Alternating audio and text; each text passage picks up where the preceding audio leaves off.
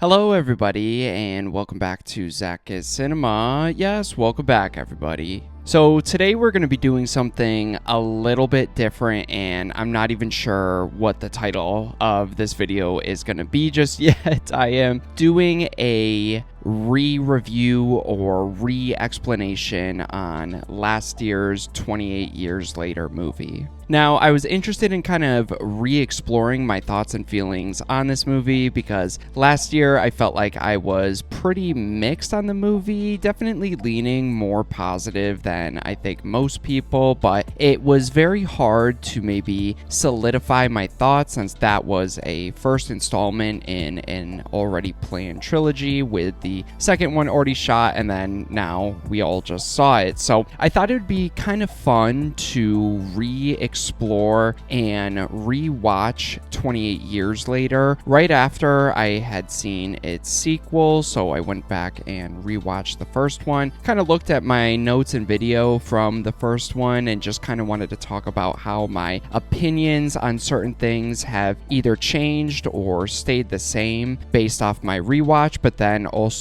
taking in the added information from the sequel and kind of re-exploring if this movie still works for me, if I hate it more, or if I'm even more positive on it now than I was earlier last year. So yeah, let's jump into it here. So the first point I kind of wanted to talk about that I noticed more on this rewatch is the movie's two separate kind of structure. And I think I've leaned a little bit more positive into this. On rewatch, the movie definitely feels like two separate movies. I think the first half, the one with Spike and his father in the community and going out to hunt zombies, is almost kind of exactly what I was anticipating based off the trailer and marketing. More of a traditional zombie movie that is solely focused on this father and son relationship. But then the movie kind of pivots halfway through to the second half of the movie and then focuses more on the mother and son story and dynamic. And I can really understand why people didn't like the back half of the movie, maybe the slower pacing, and it just kind of came off differently than what was advertised. But I think to me, I kind of appreciate it more and don't really have that tonal shift or structure shift really bother me all that much anymore. And I think I'm more positive on it because it felt less harsh and less random than I kind of remembered, especially because Spike's journey out on his own is directly caused by his father's actions, his cheating reveal, how he treats and understands his mother, and how that differs from Spike's opinion, especially knowing there's a doctor out there that his father won't access. And I think knowing where the story goes, and then again with their third one that's eventually going to come out, the structural switch kind of feels more intentional rather than messy to me. So I kind of enjoy that, and I just enjoy both halves of the movie, and I think a big part of that is I just enjoy the characters and the world that they're kind of building here. And my second point here, I know a lot of people were kind of upset or frustrated with the character of Spike after having his first adventure with his father, going out into the woods, and then all of a sudden thinking he's a badass and taking his mother out into harm's way. And I still agree with that point. I think Spike leading his mother into potential danger is a really stupid plan and not a well thought out plan. But I think that's exactly the point the movie was going for, so I think that really works for me. On rewatch, Spike's character decision to do this feels selfless, it feels desperate, and it feels like a child who is emotional and lost and not sure what to do, so he thinks this is the best course of action. And the movie never stops and says that this is the most well thought out plan or that Spike thinks he's incapable of getting harmed. I think it's the only choice that Spike can really live with, and that's why he decides to go out and do it. So I think that aspect of the character really clicked a lot more for me, and I kind of appreciated it more, knowing that it is a dumb decision, but it kind of shows how selfless he is to put himself in that aspect just to try and save his mother. However, on rewatch, I think my biggest issue and concern with the movie is in its back half, even though I still overall enjoy it. I think the movie still, unfortunately, rushes through some things. And I think my biggest issue kind of comes to the pacing and the build-up. I think it was a big missed opportunity to have Spike and his mother not meet Dr. Kelson until the last 30-40 minutes of the movie, and because of that, I think Spike's mother's death really feels rushed, even though I like the idea of what they're trying to do. I think instead of having the character of Eric, even though I enjoyed that character, I think knowing the story direction, I think it would have made more sense to introduce Dr. Kelson, then have Dr. Kelson actually save Spike and his mother, and then have their journey back to the Bone Temple. I think this would have had more time and development with Spike, his mother, and with Dr. Kelson. And I think that trio dynamic could have been much stronger and made the ending feel less rushed and more believable, why this mother would be so accepting of her fate so quickly and so suddenly. I think with more time with this trio, I think his mother's death would have had room to breathe a little bit more emotionally. So that was my biggest issue with this movie on rewatch. Even though I like the character of Eric, I think Dr. Kelson should have just replaced him, and I think that would have been a lot smoother in the back half.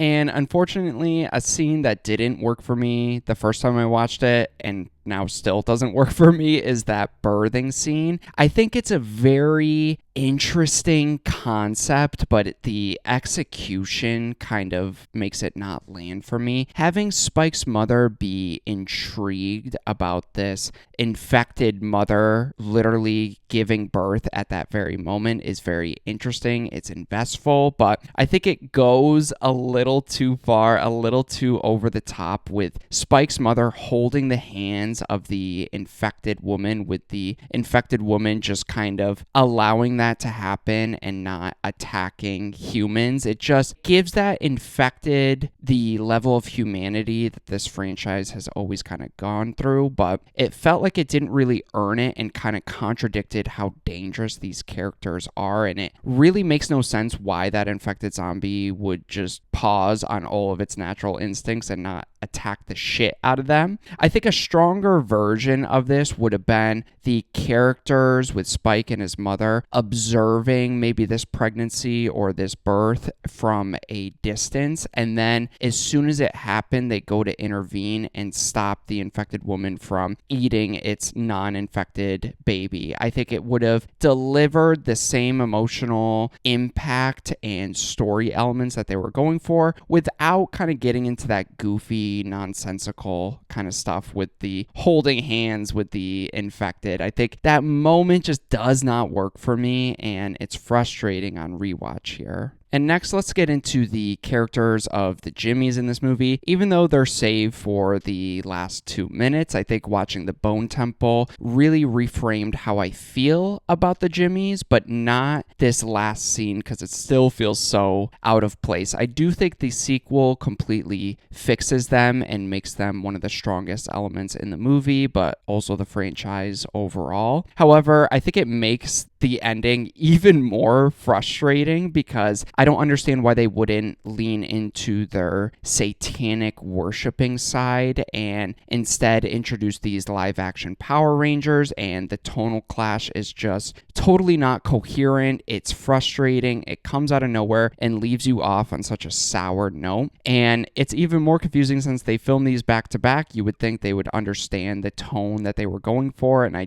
really don't understand what tone they were going for and who approved that. So that is still so frustrating to me. And I think a better way to conclude this movie is still lean into that fun, over the top energy the Jimmies have, but instead the Jimmies should have maybe just killed the zombies around Spike, take him hostage, and that's when the movie kind of leaves off, or takes him hostage and then leaves off with that pool scene, the Bone Temple starts off with, and having them hint that Spike is going to have to fight to the death if he wants to survive, and then cut off the movie from there, because it essentially sets up the Jimmy characters for the main characters of the second one, like they were going for with this first one, but instead of just focusing on their over-the-top nature, it would have focused on both that over-the-top aspect, but more in a disturbing way, just like the characters are. So I think that could have been an easy fix, and still so confused as to why they did not do that. However, overall, I am so happy I had a chance to rewatch this movie. I still have a blast with it and definitely think it is overhated, and a lot of the hate just is not totally justified, and I do think the sequel fixes the Jimmy characters and fixes a lot of things with this movie, and I just enjoyed this movie. I enjoyed both of these. I think even despite its flaws, I appreciate this movie even more than I did. I think knowing where the story goes definitely helps with that. It's uneven, but I think its ambition, thoughtful ideas, and willing to be kind of weird and out there really kind of save the movie for me, and I just love this franchise and what they do with the infected here and making them feel so different than the traditional zombies. So I think this trilogy is off to a strong start, and I really hope they make enough money to justify this third one. So that's about it. Here you have my updated thoughts here on 28 Years Later that came out last year. Please, I'm so curious to hear people's thoughts on this movie. Have you had a chance to rewatch it? If not, I recommend it. Let me know your thoughts and feelings on your most recent rewatch. If the Bone Temple kind of helped prop this movie up for you, or if you're completely opposite to me and it kind of made it worse for you. I'd love to hear your thoughts and feelings on that. But that's about it. I appreciate anybody watching my videos. It means so much to me, so thanks again.